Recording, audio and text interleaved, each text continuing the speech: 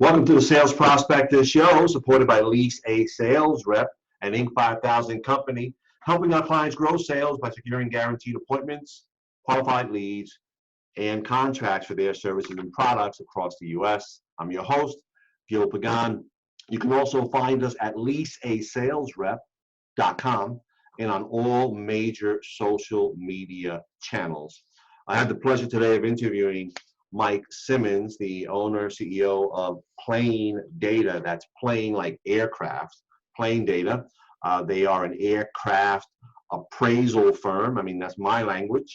I'm sure Mike can correct me if I'm wrong there. Mike, welcome to the show. Thank you very much. I appreciate the opportunity, Gilbert.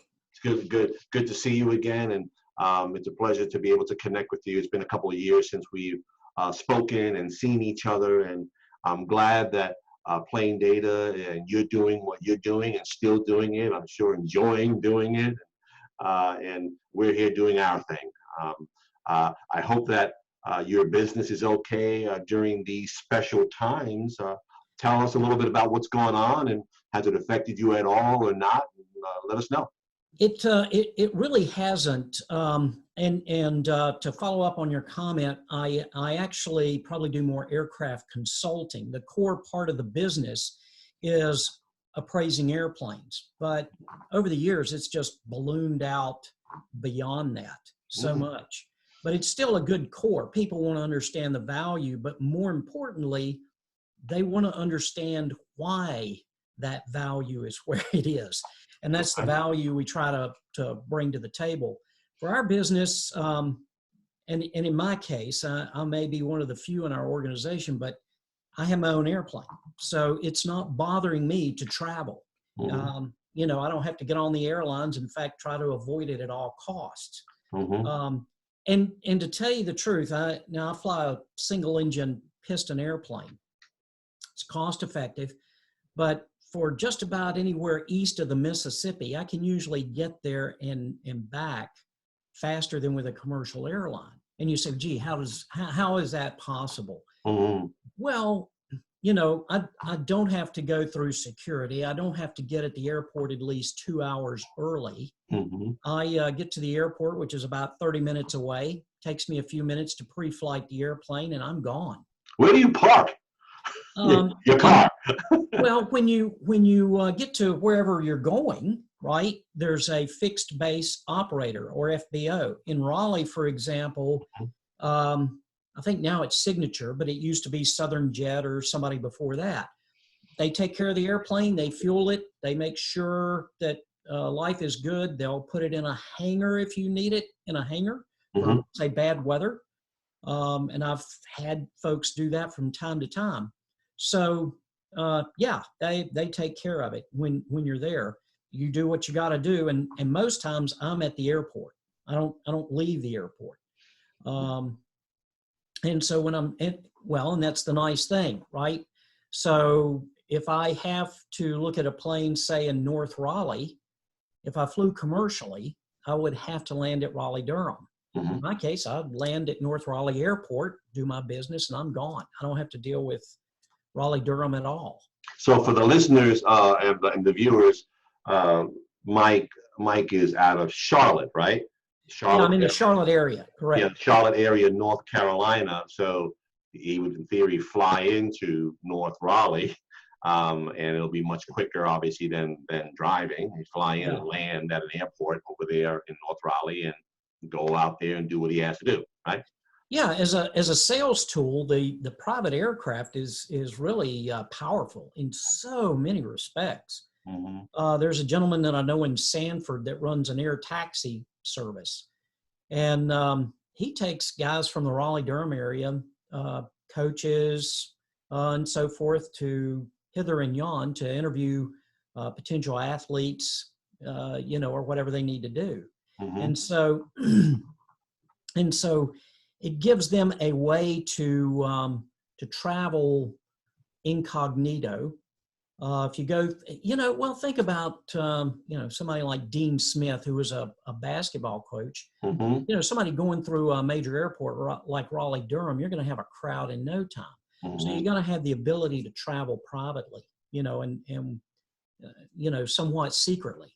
And that's what, general aviation affords you.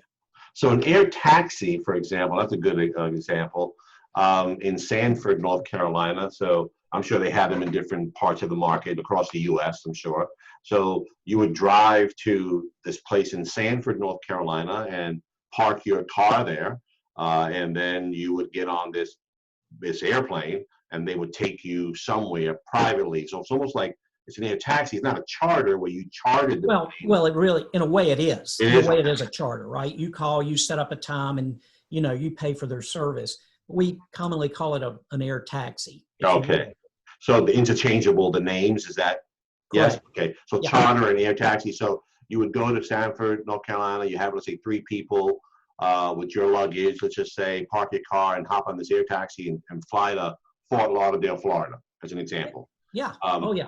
And what does that look like, just for from a cost perspective? Just, I know it's probably different cost structures, but generally, what does that cost? Oh, well, yeah, depends on the type of airplane, but you're looking at thousands of dollars, right, per seat. But let me tell you, the service is like nothing else. Okay. Somebody is there to load your bags, take them out of your vehicle, put them in the airplane. Somebody is there to make sure you have what's on board to eat and drink. You have your own seat that's nice and spacious. You get on and go when you're ready to get on and go. There's no security. You don't get wanded or anything else unless they happen to require that. And it's just a very, very different experience. Yeah, you're paying for obviously a high level, executive level kind of experience. So when you say, I know, I don't want to box you in with the money because, but when you say thousands, you mean like $2,000 to $4,000 per seat on average to get to a Fort Lauderdale, or I'm just trying to get a sample of an idea of what clearly you're paying for everything you just said, which is fantastic. Sure. So what are we looking at, kind of like a ballpark, something on this side of the East Coast, right? Now, we're not going to California, right? Which is a whole Yeah. But, well, think about it. I mean, it depends on the type of aircraft. Like I say, a jet aircraft, okay, private jet. Depending upon what you're looking at, those are easily going to run $2,000 to $3,000 an hour, just direct operating expense. Okay. And so, they've got to build in their profit, but that would include pilot salaries and, training and everything else. But there's some overhead that's involved, right? But that's just the operating cost. And so, yeah, that's an hour. Then you figure how many hours to get from Raleigh or wherever, Sanford, to Fort Lauderdale. And yeah, that in that type of aircraft, probably about 3 hours or so. And just crunch the numbers. Right, I got you. Okay, so this is a really different experience than flying commercial like everybody else and having 300 people on a plane and the like, versus flying private, charter style. So do the aircraft owners, I guess the air taxi company that owns these planes, do they have to meet certain requirements just like any other commercial plane for maintenance, safety, those kind of things? It's different, but they've got a lot of federal requirements to meet. The airlines operate under what's known under the Federal Aviation Regulations as Part 121. Okay, that's their section. That's the things they have to meet, the laws and so forth. Right. Air taxis, it's Part 135. Okay, which is different.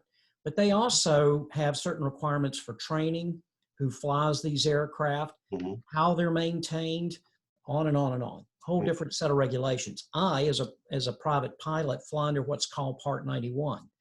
And so I have a lot more freedoms than either one of these operations. So they're regulated differently but here again, I cannot charge somebody to fly them in my airplane from point A to point B. Okay. That the FAA frowns on things like that. Mhm. And so, in fact, they've charged folks, really fined them heavily for that. So Um, operating as an air taxi when you're not approved for that. yeah, yeah. Yeah. And part of the reason for that Mhm. is the FAA wants to protect the general public. And so for the general person out there, airplane A is the same as airplane B, right? They look the same. Gee, what's wrong with, you, Mr. Private Pilot, flying me? Well, my experience level is nowhere near what these guys do. Right. Training is not, like the guys that fly commercial jets. Every 6 months, they have to go through a medical exam. They have Mhm. to go through training and simulators. They've got to have so much time. And so I don't have to do any of that. Okay. Mhm. And so, yeah, very, very different requirements. Wow. Yeah. So yeah, it's almost like having you taking your car and taking somebody personally to their destination as a friend versus you using your car as a taxi and Yeah. not having the hack license and the documents and the insurance, that you need to be carrying passengers and all those kind of things. Very similar, I guess, in nature. Um, uh, is that Yeah. accurate? Okay. Yeah, I did. I'll share an interesting story. We had a friend who was in Raleigh, Uh-huh. and she was going to be flying out of Raleigh, Durham to her home down in Florida commercially. Her husband was an airline pilot. Mm. Well, in those situations, she flies on standby, and this was just a busy weekend, and it just wasn't happening. And so she called me up and said, "Hey, can I spend another night with you folks?" Yeah, sure. I said, "Now look, it's here it is Friday, 4 o'clock in Raleigh. By the time I drive there, I'm going to be in the middle of rush hour traffic in Raleigh." I was living up near the Virginia border at the time. I said, "I'll tell you what, I'll get in the plane, bebop on down to Raleigh, be there in a few minutes, and go to this operation, and I'll pick you up there." And she said the experience was like night and day. Mm. She walked out to a van or to the luggage guy, and she said, "How do I get over to that place?" He said, "Hold on." He picks up the phone. And he says, "You have a customer." Next thing you know, this big van pulls up. They grab her bags, throw them in there. She goes to the other side of the airport. Wow. She gets out. She says it's nice, spacious. There's nobody in the lobby, and the young lady behind the desk said, "Would you like a warm cookie?" Right? and by the time I showed up, it was easy peasy. We're in, we're out, no traffic. Everything was great. So it's just the difference in how we travel, right? Yeah, yeah, yeah. You're paying for the experience, and it's a higher level concierge Very kind much of so. experience. Yeah, and that's what you pay for. I mean, and obviously the time that you save considerably amount of time. Because when I fly commercially and our reps fly commercially, what we do, we got to get to the airport 2 hours ahead of time, park our car in long-term parking, if you will, and if that's the case, or take an Right. Uber or a taxi to the terminal, get out and be there 2 hours early. Right. And then end of this delay and all these kind of things. So you spend, easily 4 to 5 hours, depending upon where you're traveling, 4 to 5, 6, 7 hours. The 2 hours to get there first, get on the plane, an hour and a half in the air, depending on where you're going. Then you get to your destination, come back. So you spend, Oh, yeah. unproductive time, Yeah. doing this. Yeah, you can do it. I got to tell you, commercial for me personally and in my business, commercial aviation just doesn't work. Mm. Okay, if I'm working on a given project and I'm looking at somebody's logbooks and trying to make sure that am I going to make the flight? Am I going to make it? No, that doesn't happen. That does not happen. No, that's great. Yeah, it's definitely a higher end service. So going back to your core business, plane data, and that's aircraft versus this cookie cutter plane. Looking at that, you're doing more aircraft consulting, right? And also appraisals. So when you do the consulting business, I guess you consult with companies, individuals to determine, I suppose, their aircraft needs. I'm assuming. And so help take us through that. How do you work on the consulting side with the individual Sure. consumer? Yeah, there's two basic levels of consulting that I do. One is with banking clients, and we can talk about that in a minute, because the bankers generally don't have very much knowledge about aircraft. I mean, and therein lies part of the problem. But in the case, the other consulting I do is actually as a buyer's agent. And that's not a brokerage, okay? A brokerage, from my definition, is I get a commission based on the sales of that aircraft or the purchase of that aircraft. And so I never want my clients to wonder, is this guy pushing an aircraft because he's getting a bigger commission check? Or is he pushing it because he thinks it's a better aircraft? I never want that. Trust is critical in my line of business, okay? People may not like what I have to tell them, but they should be able to believe it and trust it. And so what I do in those scenarios, I interview the client for a few minutes to find out what their needs are. How far, how fast, how much luggage, what's your budget? What do you plan to spend? There are a lot of business jets out there that are less than $1 million, probably less than 500,000. Okay. And that sounds like a lot of money. To some people, that's not very much. And they're saying, wow, get me one of those. Well, by the time you get into the maintenance, okay, the maintenance on those things will kill you if you don't know what you're getting into. So what I try to help clients understand is, what are their needs, what aircraft best fits the mission that they're talking about, and what is their budget, and what will meet that. And sometimes there's a mismatch. The guy wants all the bells and whistles on an airplane, and he doesn't want to pay anything for it. And I got to tell him, look, it's just not going to happen. You're going to have to either reset your expectations or reset your budget.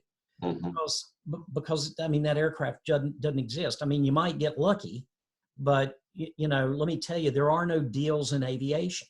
You're if you get a good deal up front, you're going to pay for it somewhere. And so I just and I run into folks who are looking for the aircraft stored in the barn, and that kind of thing. You don't want those airplanes, trust me. You really don't.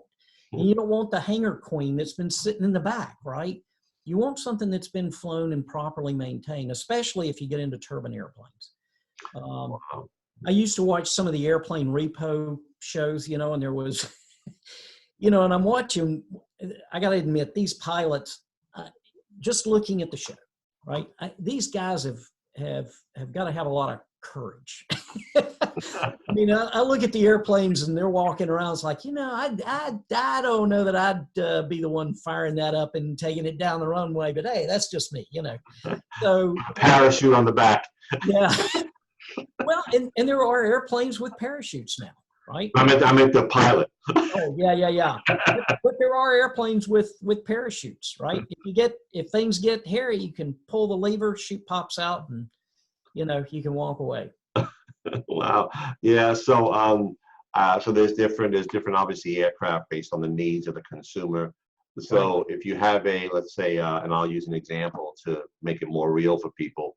You have, let's say, you're looking for a 6-seat plane, for a family. It could be for executives. It could be any number of those things. Husband and wife, couple kids, maybe some in-laws, or maybe or it could be CEO, CFO, and a couple of management that they use it for.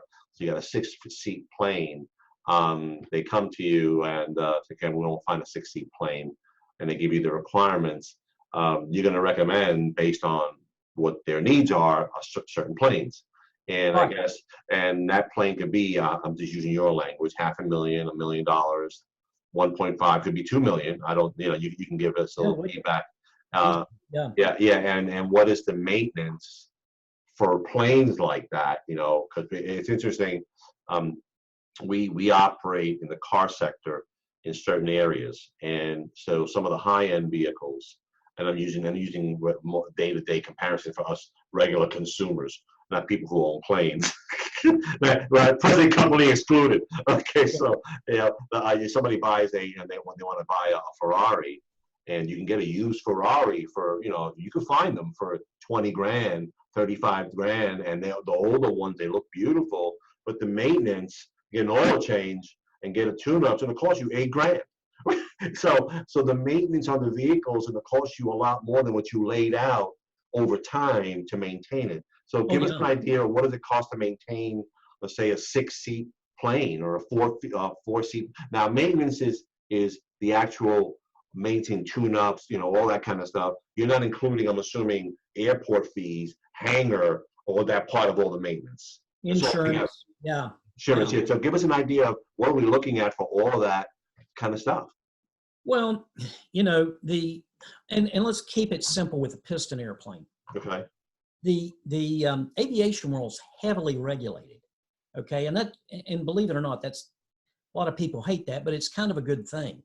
You can't legally take auto grade parts and put them on airplanes. Mm. There's a reason for that. Okay. And so, a screw might look identical that you put into a car versus you put into an airplane, but one of them is approved by the FAA, right? And so, you can jack up the price several times. A good case in point are spark plugs. The spark plugs in a piston engine don't look anything like what you have. Well, I mean, they're similar, but I mean, the top is very different. And they're not like the plugs that you might put into a car. And for example, the average spark plug might run a couple bucks, okay, for you. It runs about $25 for me, and each cylinder has 2, all right? And so now I don't have to get them changed very often, but you've got to go in, say, every 40 hours or so to get the oil changed, check to see if the engine's making metal, and usually they're not.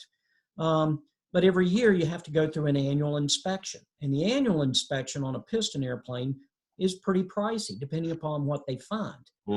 So there are things, for example, that the manufacturer or the FAA will come out with called Airworthiness Directives. Those things have to be addressed. They have to be complied with. Some are pretty simple. Make sure that this clamp is on this hose, and it's torqued appropriately. Other things, they had one a few years ago for an engine to change the crankshaft.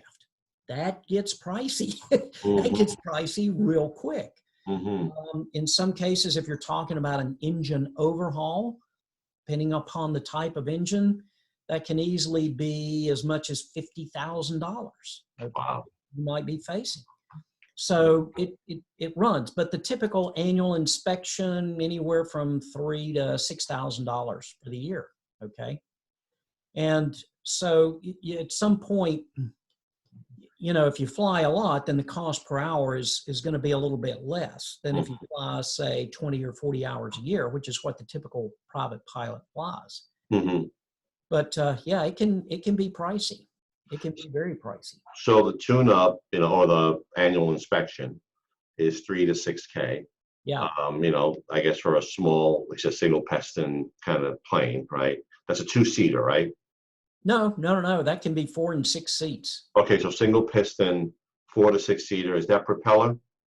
Yeah, propellers. Okay, propeller. Okay, so 6-seater, let's say, or 6-seater, a 4-seater, single piston, and propeller plane, right? About $3,000 to $6,000 just for the inspection, right? Well, and that's the parts, and everything they need to do. That's all in. Okay, all in. Okay, all in. So now that's for the, I guess, oil change, inspection, maybe put a spark plug in, get everything kind of nice, humming nicely, whatever. So now, what about like parking this thing, right, at an airport and having the hangar fees and all that? What does that look like? Well, and it depends on where you put it, right? For example, I don't know that for a single engine piston airplane, you'd be able to get a private hangar, okay? But now some airports may not be a problem. In my case, I'm outside of the Charlotte area and outside of their airspace. And so I'm in what's called a community hangar. And so there's probably about 6 to 10 other airplanes in the hangar with me. The folks that manage, or in this case, it's the city, they manage the in and out service and so forth. And so the hangar rent for me at that airport is probably a little right around $250 for my airplane a month. Okay. Larger airplanes, it's going to be higher, to probably $300 to $500 a month. Okay. Now, if you go to somewhere like Greensboro, Raleigh, or other major airports, if you can find space, Right. you're really going to be paying through the nose, right? $1,000 or I don't know about that high, but certainly pretty high. Yeah. okay. Maybe on the West Coast, you're talking $1,000, but here it's probably not quite that high. Right. So you made 250. It could be double that price or something, maybe a little bit more at a Raleigh airport, for example. Yeah. To do that, and the insurance cost to have for the plane as well. That's a whole other number. What's the insurance cost? Wow. I mean, this is a tough year to ask that question. Insurance. Well, the insurance industry, I just renewed mine. The insurance, and mine wasn't bad. Mine really wasn't bad. Okay. But the insurance costs, and talking with my broker, he said the industry in general, was paying out a lot more than they took in. Okay, for a number of accidents and things like that. So everybody's rates went up. Right. Okay. So if you fly a very high-end piston single aircraft, the 6-seater, turbocharged, everything else, oh yeah, your rates. He was hearing increases of like 200%. Okay. Wow. Yeah, mine wasn't anywhere near that bad. Right. I happened to fit into this nice little niche area, and so in my particular case, it wasn't bad. It did go up, but it wasn't very bad. For some people, it was terrible. And if you're flying some of these single engine turboprops, and what I mean by a turboprop is you're using a jet engine to drive the propeller versus a piston engine. Those guys were really paying through the nose. But here again, that's a different level of service. That's a different level of pilot, and on and on. The typical guy that wants to fly around, on a Saturday afternoon is not flying a turboprop. Right, flying probably a single piston, 2-seater propeller plane. Yeah. And maybe 90 horsepower. Okay, is that good? 90 horsepower, is that good, or is that like a Volkswagen? That's low. Yeah. Yeah. But he's just out there having a good time, Right, or he wants to fly from Raleigh to North Carolina to Wilmington, North Carolina, right? He could do that with his single. He could. But if you're going to really use the airplane for transportation, you really, I found out early on, you really need to have an instrument rating and fly under instrument rules. And there's visual flying and there's instrument flying. And visual flying means you basically are out of the clouds, you can see the ground, you can see where you're going. Instrument flying means you can just fly in lousy weather. And you can fly in the clouds, but you've also got to be able to land the airplane, okay, and fly into the airport. And the ceiling, think about these really rainy, low ceiling days. Yeah, you got to be able to land it in that situation. It can be really, really bad. And what do you do if you don't see the runway? What do you do then, right? I mean, you're not instrument panel certified, I guess, or trained. You can't. Yeah. Well, some of these guys are not, and the airplane isn't equipped for that. Yeah. Wow. Yeah. So on the insurance side, I guess for a decent plane, I guess again, let's use the 2-seater single engine, prop. Somebody wants to buy their own little plane. We're going to get to this in a minute, but what is the insurance on something like that? Is it like $10,000 a year? Is it $5,000? No. It's not quite that high. I would say the rates are probably for, somebody flying a 2 or 4-seater. I'll call them a low performance airplane.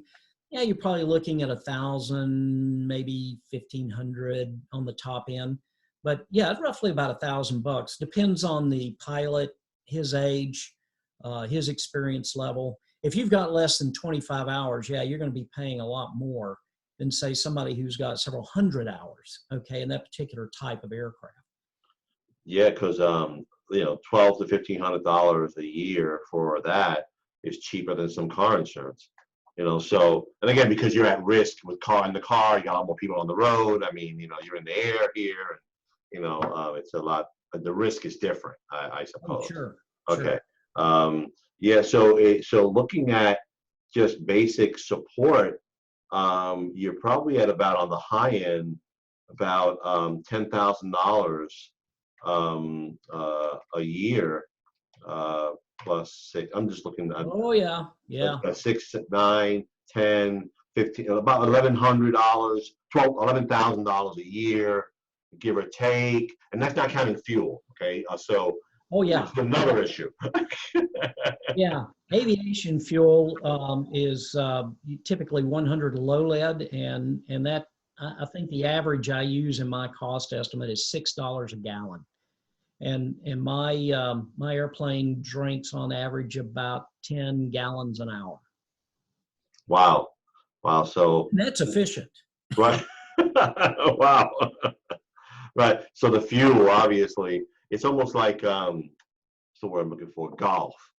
With golf, you pay a certain annual fee. There's certain costs you pay, and then you got to go out and play, right? And then Right. you Right. play, depending on where you play. Right, I'm not a golfer. I just know this. So tell you where you go play. Yeah. Right? It Yeah. costs you more to play over here than to play over there, and that's kind of Right. like your usage. Yeah. Yeah. And now some guys are try to save a few dollars, go to Airport X that has cheap fuel, and I mean there are ways to be more efficient. But yeah, in my case, I mean that's just rolled into my fees as far as the cost per hour, right? Right. Yeah. Exactly. You kind of know what it costs to maintain your Sure. plane, cost per hour of usage and maintenance and all that. I mean, it comes to your annual usage. But so when looking at when somebody wants to buy, let's say a small plane, what are they looking at for, let's say, this for their own recreational use, where they have to obviously take us through to first get that plane. You have to be able to, you got to learn how to fly, right? So you got to go to training classes, right? School, right? And I heard that can be a little pricey. Oh, yeah. Yeah. So talk to us about getting trained to fly your own, let's say, 2-seater, 4-seater, single engine prop plane, and then what is it going to cost to buy the actual plane? Then we tack on everything you just said, Right. all the maintenance, all this. What are we looking at for that process? Well, and there are a couple avenues to get your training. Mhm. Okay, a lot of folks will go through the traditional flight school, and those flight schools have packages, I'm sure. Um, and it really depends on what your objectives are. If you're just looking to be a private pilot, they can help you with that, and they usually have a package and a set price, and they'll take you through the training. You generally rent their airplanes, so they maintain them, they keep them fueled, and so you're paying for the plane, the instructor, and the instructor's time.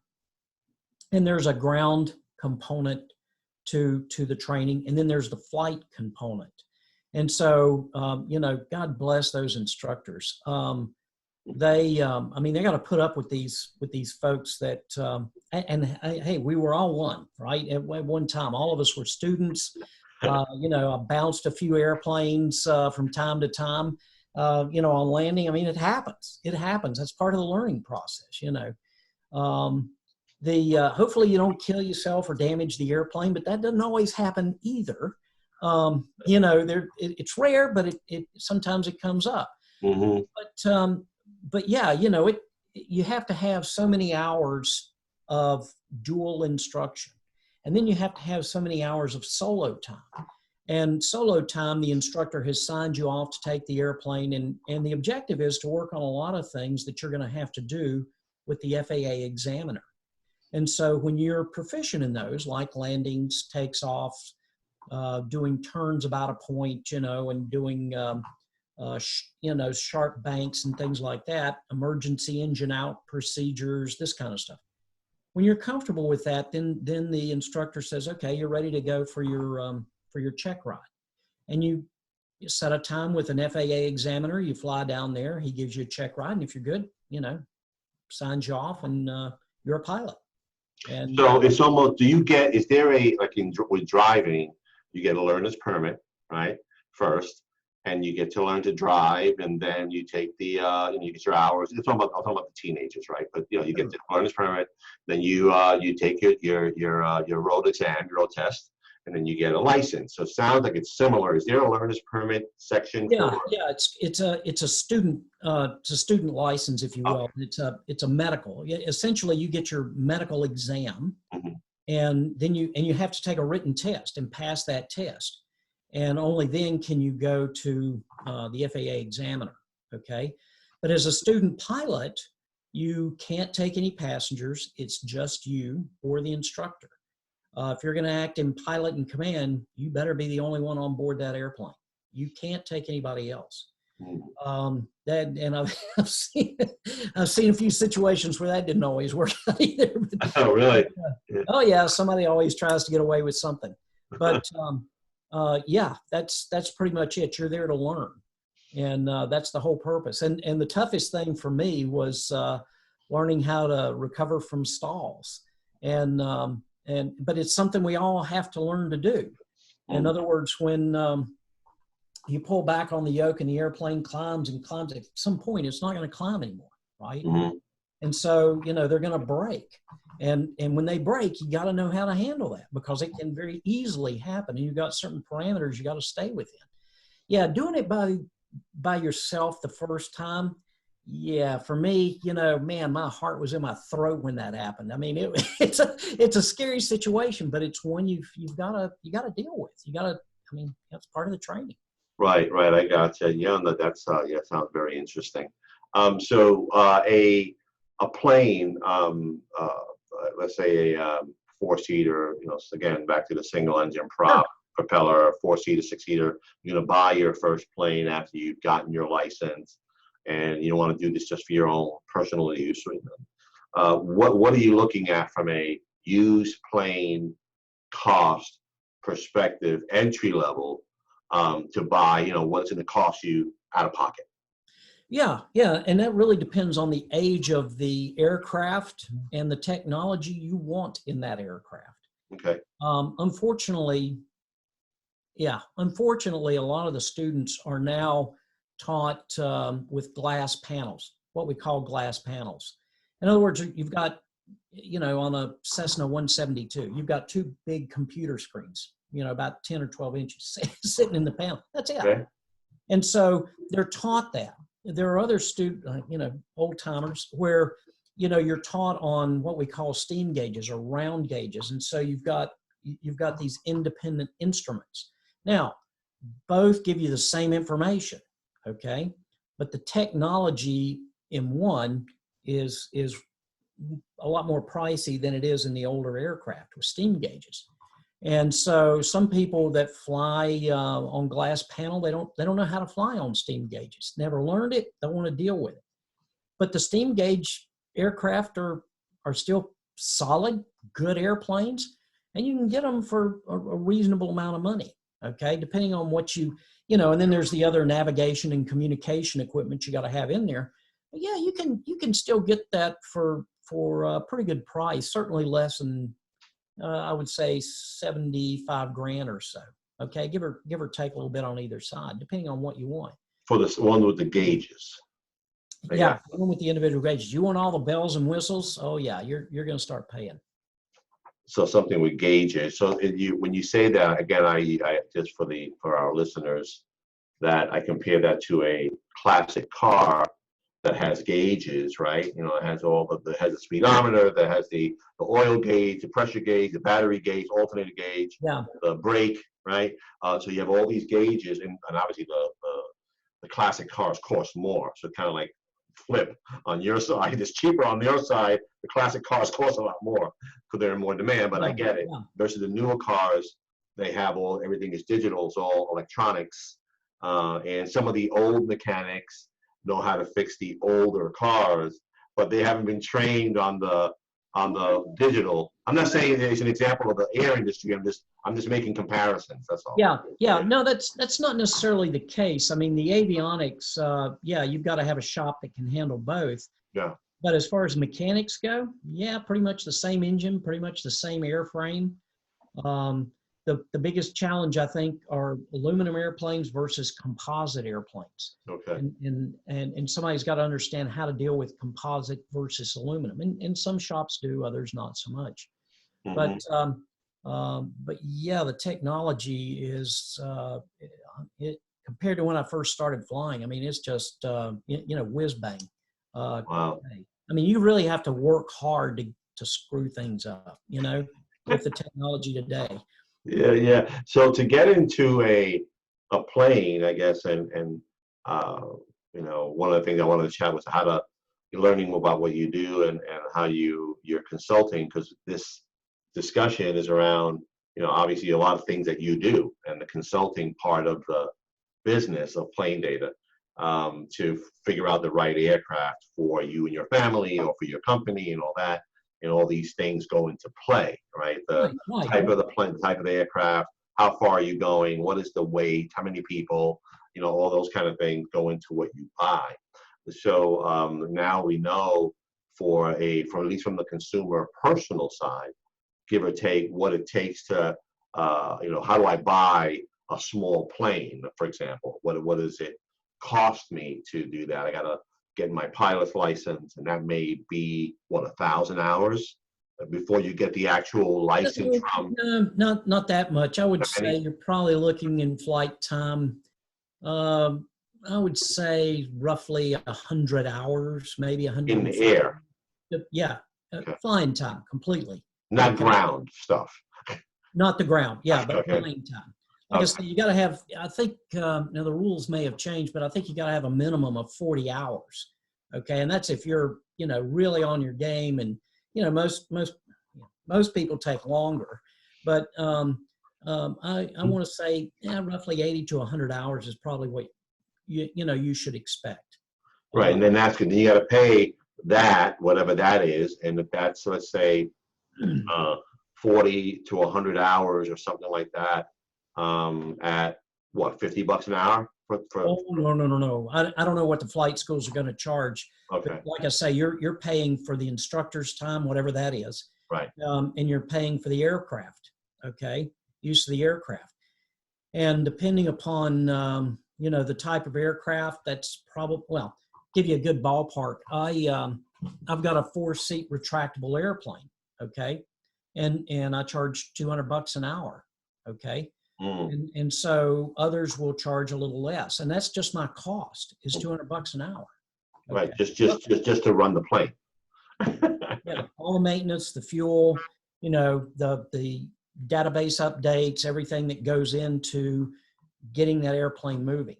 Wow. Doesn't include any of my time or anything else. Wow. So if you're spending that kind of money or even a little bit more at a flight school, let's just say as an example, or maybe less because they have a lot of people in theory, right? But you're paying that to get the 40, 100 hours of flight time, whatever the numbers that there, and then now you're certified. Now you got to buy the plane. It's going to cost you $75. Yeah. Or lease it, or whatever, however you want to do it. Buy the plane. It's going to cost you 75, 80 grand, 100 grand, depending on what kind of plane you got. Then the maintenance.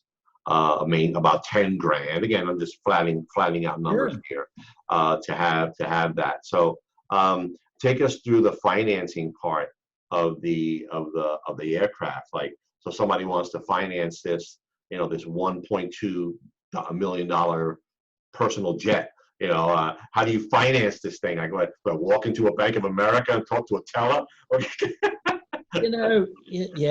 How do you finance this thing? Well, there are banks that specialize in this. Right. Okay. Banks and their finance companies. Right. You can go to a B of A. They do some. as I recall, they got out of financing for the private owner some time ago. But set that aside. Here's the from my standpoint. I mean, general aviation's kind of cowboy country in that regard. I mean, some of the things I see out there, the financing and so forth. I get called in, for example, to appraise an aircraft for a banking client, and and it may come in quite a bit less than what they negotiated. And usually, people are, well, after they start using the 4-letter words, then they get down to, well, why is this? And I usually say, well, you do know it has damage history, right? You do know that this happened or this happened. You do know these things. No, they typically don't. They don't have a clue. Mm. And so, and that's if the bank calls me. A lot of times they will just finance these things sight unseen. I ran across a lot of that in the financial collapse of 07 and 08, where banks were having to repo these airplanes. And they never had anybody take a look at them, ever. And in some cases, it was pennies on the dollar as far as what they were worth, okay? Because people didn't take care of them. In extreme situations, people will take equipment out of the airplane. They'll magically lose the logbooks. And these are the maintenance logs. I mean, those represent a lot of value to the airplane. And so, and I have to tell them, the bank in the security agreement, it says all the logbooks and all the equipment. I said, well, whoever validated any of that was there? Ever took any pictures, whatever? Nah, they never did any of that. So the bank is usually not in a good position in those situations, but there are banks that are out there. You can go through the Aircraft Owners and Pilots Association, AOPA, is one resource. You can go online and just type in aircraft financing, and you'll get all kinds of lists, right? A lot of times they want to finance at 100,000 and above. Okay. Other banks, there's one bank, I won't mention their name. There's one bank here in North Carolina, though. They're now a nationwide bank, but they will only deal with their customers. They don't want new customers from outside coming in just for aircraft financing. They want a relationship with you. But they'll finance airplanes. They don't have a problem with it. But again, I help step them through these things. And that's one thing. When I got into this business, I thought banks would appreciate. Nah, they don't appreciate it at all. They want to do the deal, right? And from a sales perspective, I can understand this. They don't want anything blocking the deal. They see aircraft appraisers as deal blockers. And I'm just trying to tell them, look, whatever you choose to do is up to you. I'm just telling you, if you have to go out and sell it, this is what you're going to have, okay, to deal with. Yeah. And make your decision, whatever you want to do. And, some banks appreciate it, others not so much. Yeah, I think that they are determining their level of risk. And if they're limiting it to, like banks are limiting it to, for example, their current customers, and somebody who's buying a plane more than likely has other sources of income, and they're usually going to be well off. So that person is more than likely going to personally sign or guarantee that loan. And so the bank is saying, okay, we'll give you 1.5 million, or we'll give you $850,000, whatever, for this plane. And you got 4 houses, you got 9 cars, you got a business worth $20 million. So yeah. They're looking at it from this, if it goes belly up, we got this to go after. Right? Yeah, no, you're right. I mean, in most situations, and I had a lot of research on this a few years ago, but yeah, the typical aircraft owner is what the bank would consider to be one of their best customers. They have a job, they own at least one house, they've got 2 vehicles, they're married, stable in the community, on and on and on, right? Yeah. And it's typically what the bank wants to find. But since 07 and 08, they've gotten really paranoid about airplanes. Mm. And so a lot of them just don't want to deal with them, period. Or they'll limit it to airplanes 10 years old or less. Okay, if it's any more than 10 years old, the average airplane out there, I think the fleet is about 40 years old or so on average. So you're only looking at a very, very, very small portion of the market. Some of these folks are willing to finance. So if you look at the market across the U.S. of the companies that are willing to finance, I guess, banking, right? Let's stick with banks for a minute. Would you say that, based on your experience, is less than a dozen banks across the country that will finance aircraft, and then the other people who do it are not really banks? They're kind of like financial arms. They got credit, they had other money, and they'll just throw it at it. But the banks themselves are very small. Is that? Well, it varies. It runs up and down, right? I mean, you do have large banks, and I mean, when I got into this industry, there were a lot of different banks, and now you're down to really about 4 major banks. Okay. And then you've got, regional and local banks, and those folks, the regional and local folks, don't have a clue what to do. I mean, when Joe Pilot comes in, their best customer, and says, "Hey, I want to buy a single engine Cessna aircraft," they don't know what to do. They think it's a 757, but and that's where I try to add some value and help step them through the process at least. Sure. But I would say, to some degree, they all probably lend on aircraft. If they advertise or not, that's another question. Mm-hmm. But I would say, to some degree, probably just about every bank out there has an airplane in their portfolio, at least one. At least one, okay. But they probably have. Right, I got you. But they're not actively playing in that market, looking for that business. If it comes across their desk because one of their customers, go back to that, wants it, they'll probably finance it. Sure. And they'll work with it that way. So when you're out there, I guess from an appraiser, aircraft consultant kind of business, where are you going nowadays to pick up your prospects and your clients? Because you're in a super niche industry, and we've had this conversation before. Where are you going nowadays, since earlier years ago? Where are you going now to pick up these customers if you've shifted your business to more consulting? So now you're working with the consumer for the most part versus the financier, which was the banks, which you realize they didn't care. It's actually both. Okay. And what I've had to do is change my approach. I mean, the folks that we worked with you guys on, and you guys used to cold call, those people don't exist anymore. Mm. You think about BB&T and SunTrust being a great example. So Truist now. Yeah, now it's Truist, right? They merged. Right. Or you'll see Wells Fargo gobble up a lot of banks. Like I say, in 07 and 08, there were a lot of banks who just collapsed, right? And so I was educated a little bit on that. And they said, 5 o'clock on a Friday, somebody from the FDIC comes in, they lock the doors, and they say, as of Monday morning, you will now be part of this bank, okay? And those assets are merged into somebody else's portfolio. But what I've done now, like I say, those people, and that was one of the biggest challenges. If you establish a relationship with somebody in a bank, they're gone in a few months. And long ago, I had business with NCMB, or North Carolina National Bank. Now that's Bank of America. And I went to downtown Charlotte to talk to people. Now that person might be in Dallas, Texas, right? Or out in California.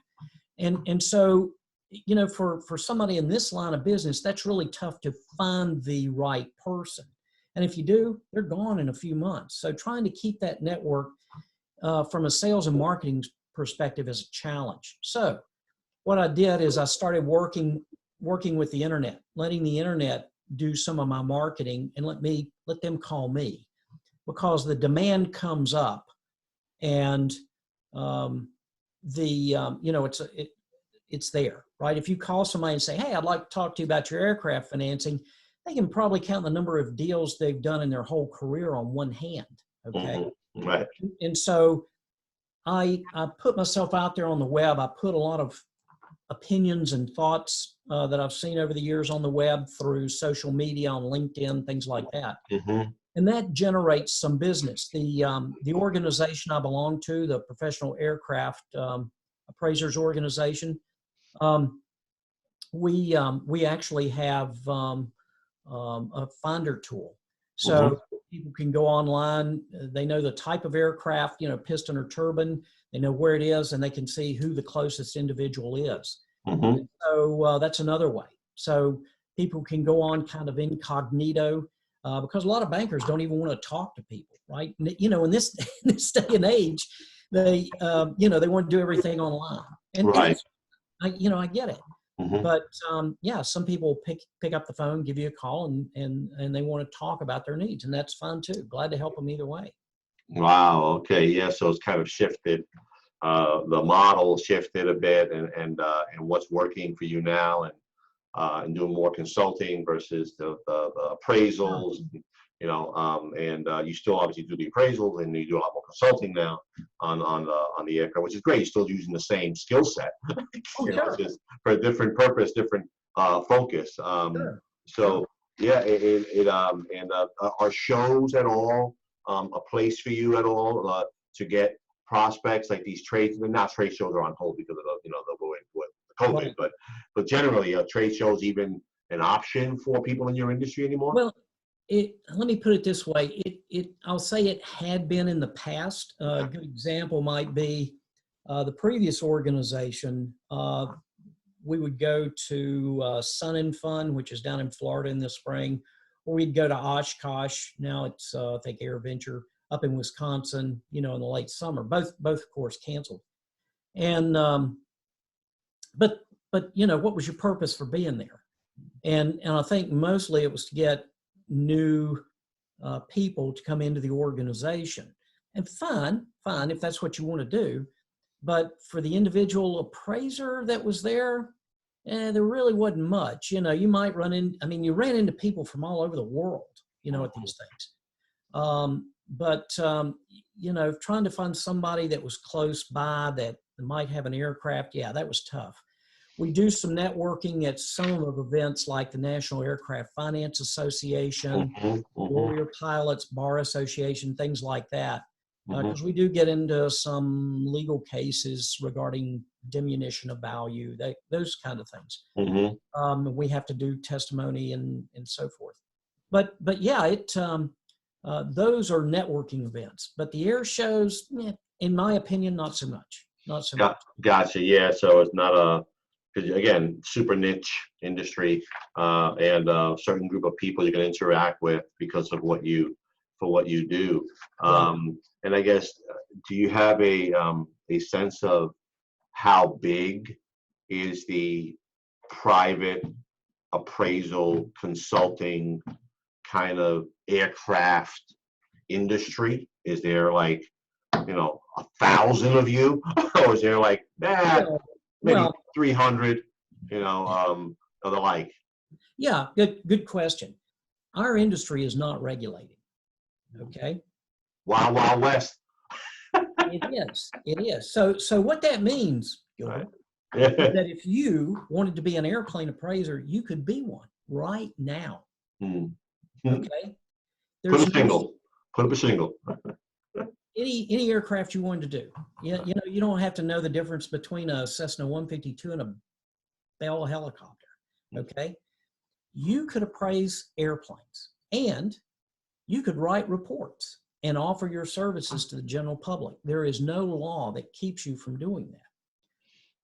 And that's one of the frustrations I've got. There are two organizations in the country. The organization I belong to now, the Professional Aircraft Appraisal Organization, is the largest, certainly in the U.S., possibly in the world. Okay. And there's about 100 of us. Okay.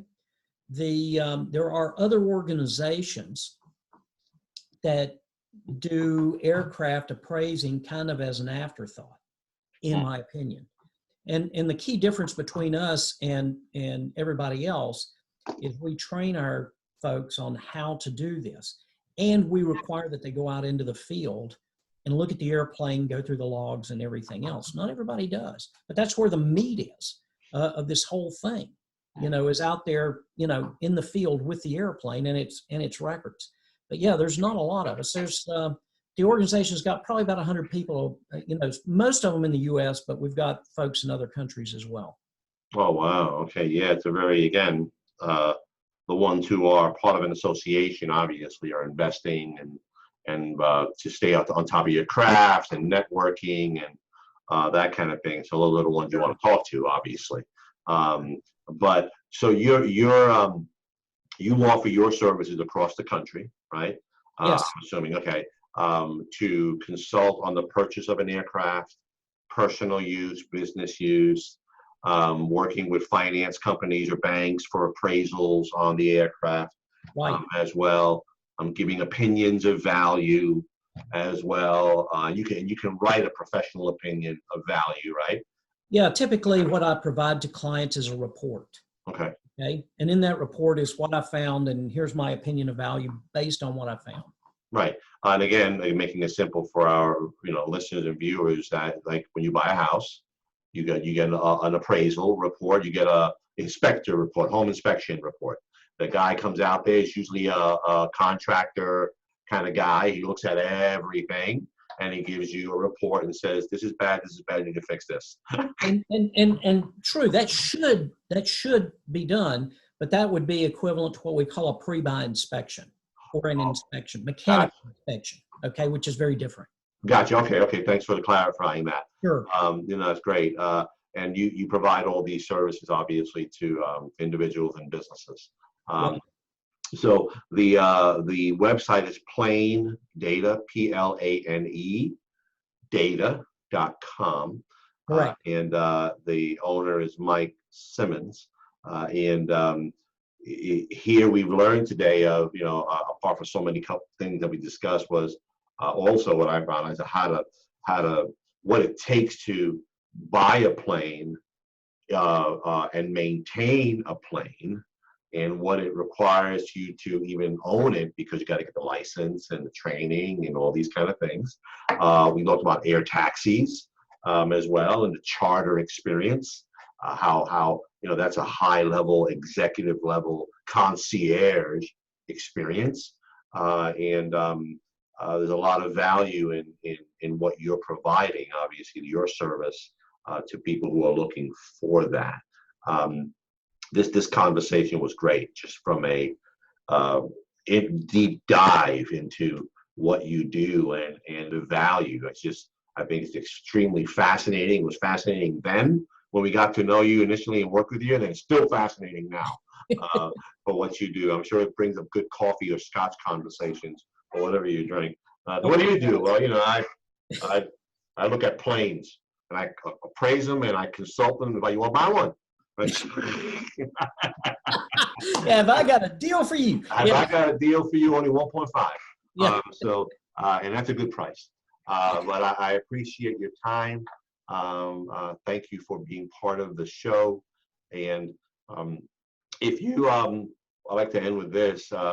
If you had one superpower that you could have, whether that's personal or business, what would that superpower be? Now, you may want to think about that for a couple seconds before you kind of comment.